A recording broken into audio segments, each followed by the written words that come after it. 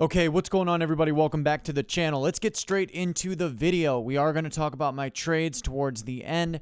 Real quick from Trading Economics, just wanted to go over some of the headlines with you guys.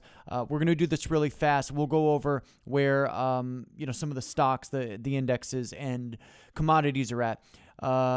Right now, you've got job openings, they're saying, have been falling, right? And we know that the job sector is not doing well. The jobless claims are going up almost every single month. I mean, we're losing about 3 million jobs a month here in the United States. The stocks today tried to gain traction, but ultimately did fall some. It looked pretty dramatic, in a smaller time frame, but overall, I mean, stocks are still, the values are very, very high, right? Maybe even overvalued, and they've been hovering around these all-time highs for a few days now, a couple of weeks. Of course, the markets are going to pull back. People get excited and say, "Oh, the stock market is crashing," but it's not like Bitcoin the other day where it was like a 20% loss in the markets today. I think it's about 20% is considered bear market conditions. So if the S&P or if the Dow or the NASDAQ were to experience a 20% loss, that almost happened in September, October-ish. I think the index had lost about 15%, 18%. But if we do experience that, that would be considered bearish conditions. So that did not happen. Wheat is still at a 6-year high. We talked about this a few days ago, maybe a week ago now. I know China is stockpiling wheat. So is Egypt. So it's something to pay attention to. The U.S. daily 19 vaxes have hit a record high. They are trying to roll this out as soon as they can. I even know somebody at work. He told me that his grandmother received the shot. So they are rolling this out. It's very, very real. You guys know how I feel about it. I'm going to stay as far away from it for as long as I possibly can. I don't really trust a lot of this mRNA vaccine technology. I don't want them manipulating my God-given genetics, but that's just for me. You had the European equities as well, mostly flat. And let's see here. You also have the dollar. The dollar's been picking up. It's been trying to rally. Kind of ran out of steam today, right? It was kind of bobbing up and down. But we could see strength in the dollar, right? Everybody wants to talk about the supply, right? And from a supply standpoint, I could definitely see the argument for, the dollar's demise and all these countries moving away from the dollar. But what a lot of people, including the mainstream media, what a lot of outlets and institutions are not discussing, at least publicly, is the demand for dollars because of all of the debt that has been denominated in dollars. So when you think of the supply aspect of it, yeah, it definitely looks like the world could abandon the dollar. The dollar is just going to lose all of its value, going to go to zero. But remember, Japan did print up quadrillions of Japanese yen. And since 2008, they are actually second to only, I think it's, what's the Swiss's currency? I can't think of it off the top of my head. But the Japanese yen, they didn't go to zero, and they printed quadrillions and quadrillions of, their currency. So with that being said, we got to think about the demand. All of the, we have the U.S. dollar. I don't want to say we, but the U.S. dollar has reserve currency status. That's very powerful. Gold could maybe replace that. Some people say Bitcoin could replace that, but it would take months, if not years. This isn't something that's going to happen in days or even weeks. And you have to consider the demand for dollars. All of this debt that's been denominated in dollars, all of these countries, people need to get paid in dollars. Will only accept dollars. They're not going to accept Russian rubles or even Chinese yuan. In most cases, the world wants dollars. Think of Think of who wants Russian rubles outside of Russia. Nobody. You're right. Basically nobody. Maybe some local, local countries, local economies that can exchange. But they still, to pay off all their debts, they still have to get all that converted into dollars. So there's a huge demand for dollars. I think it's possible we could see dollar strength in the near term. Far down the road, possibly the dollar's demise, right? Maybe that's a realistic scenario, but this year, next year, 5 years from now, I really don't know how realistic that is. But it doesn't mean that it's not being devalued, right? The stimulus, the quantitative easing, this definitely devalues the currency. So we will see probably commodities continue to rise. We'll see equities, at least short term, continue to rise. The Dow Jones right now is only up about 54 points. The SPY is up about 0.1%. NASDAQ is up 15 points. Let's talk about commodities real quick. Crude oil is up 1.72% as of right now. Gold and silver, not too much action. Gold is up $12. Silver is up not even $1, like about 60 cents or so. So they've been really trying to hold their own. Like I said, wheat hits a 6-year high. But when it comes to the precious metals, I just saw a video from a guy named Jake at I Love Prosperity YouTube channel about he made a video about why silver could hit $100 an ounce.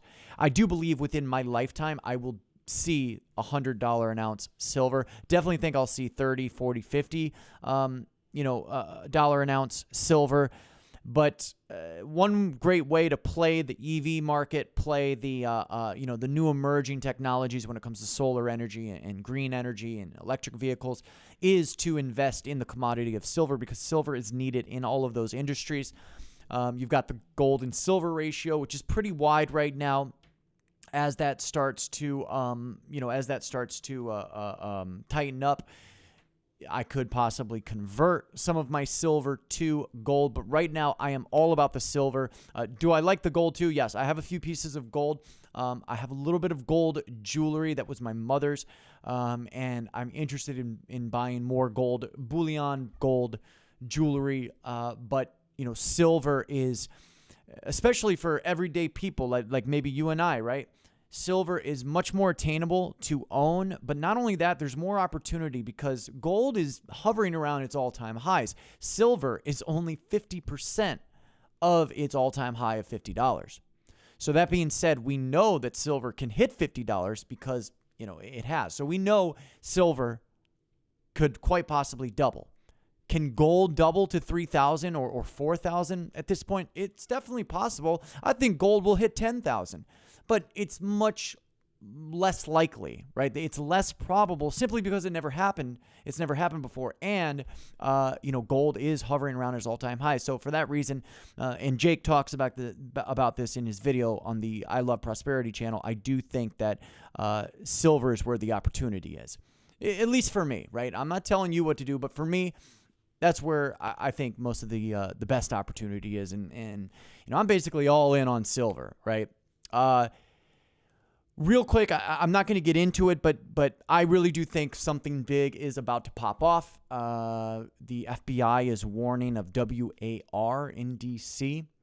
We know that 10,000 troops, supposedly are being dispersed into D.C., Richmond, Virginia, and a few other cities across the nation. We actually have more troops right now headed towards D.C. than we do in Afghanistan, which is a good thing, right? The media says this as if we should have more troops in Afghanistan or something. We should not have any troops in the Middle East, as far as I'm concerned. But Trump was the one to make the call here.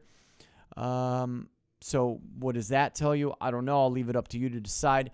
The last thing I'll say is the censorship is, it's really disheartening, and it's very concerning that I cannot even come on here anymore and speak freely. But I know that the Parler app is completely down. I can't access it anywhere. Can't access it on any of the browsers. Maybe there's a browser where you can access it, but I don't have that browser. And so I am using Gab. I'll probably have to post the links for my Gab in the description down below. But hopefully, we'll see Parler come back online. I mean, this is, it's just so anti-American what's going on. Not just the First Amendment stuff, but the anti-competition. This is what they want, right? This is what the controllers, the elites, the globalists, whatever you want to call them, they want full control over the information, over your right to speak, my right to speak. So anyways, let's go ahead and get into the trade.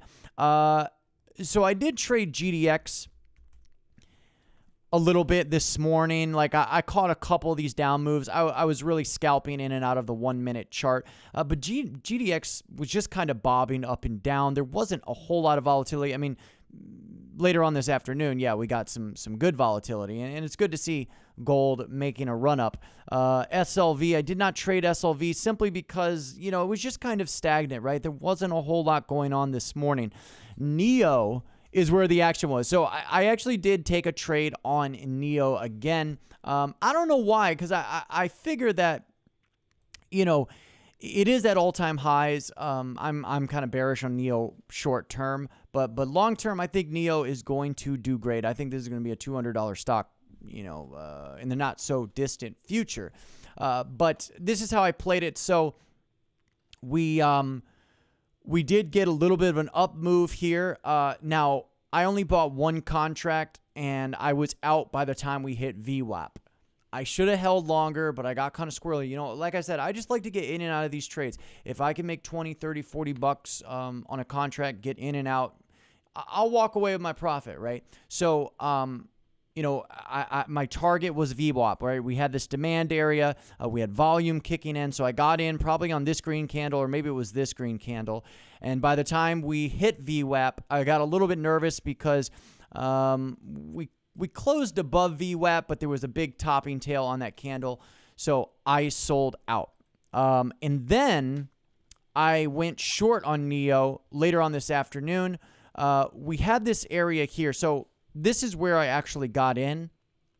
And I kind of made a mistake here. So I got in. The trade was going my way, right? Because I bought a put. The trade was going my way. We got rejected at a supply area. But I thought we were going to immediately go past VWAP. We did not. We actually bounced off of VWAP, and you can see it went back into the supply area. So the trade actually went about $10, $15 against me, but I held. I didn't get nervous. I knew that the supply area was above. There was a lot of selling pressure. We failed to break the peaks from pre-market. We also failed to break yesterday's peak. So all of this, this is what downward pressure is. This is what bearish pressure, selling pressure is all about. Not to mention you had a supply area that I had mapped out. So I did hold through that pullback, and then we came down. We kind of bounced around. I held because I could see this wedge pattern forming. Usually when a wedge forms, something's about to break. It's either going to go up or down. It did end up breaking down, and I think I sold out right about here. Okay. I just wanted to get in and out, and I'm glad I did. Could I have held on a little bit longer, till we got to this area right here? I could have, but I sold out right about here. And as you can see, NEO is making another attempt to the upside. So that is how I played it today. It wasn't a huge, dollar gain today, about $25 or 4.8%. But I'm definitely happy with that. I'm not trying to hit home runs here. I'm just trying to focus on consistency and focus on the percentage gains. So let me know what you think. Let me know if you have any questions. Please do comment down below. What's on your watch list? What are you looking at? Where are you putting your money? Are you bullish on silver? How do you feel about Bitcoin? I think we're hovering at 35,000 right now. So let me know what you're into in the comment section down below. Give the video a big fat like. Smash that like button. It's much appreciated. Big shout out to everybody on Patreon supporting me over there. And thank you for supporting me in all the ways that you do. Like I said, I'm all over social media. Not Twitter so much, but I do have an Instagram. I'm on Gab now, and if Parler comes back up, I'll definitely be there. My podcast is on Sunday, so definitely check that out. And with that, I hope you guys have a fantastic rest of your day. I got to get to work soon. As always, God bless.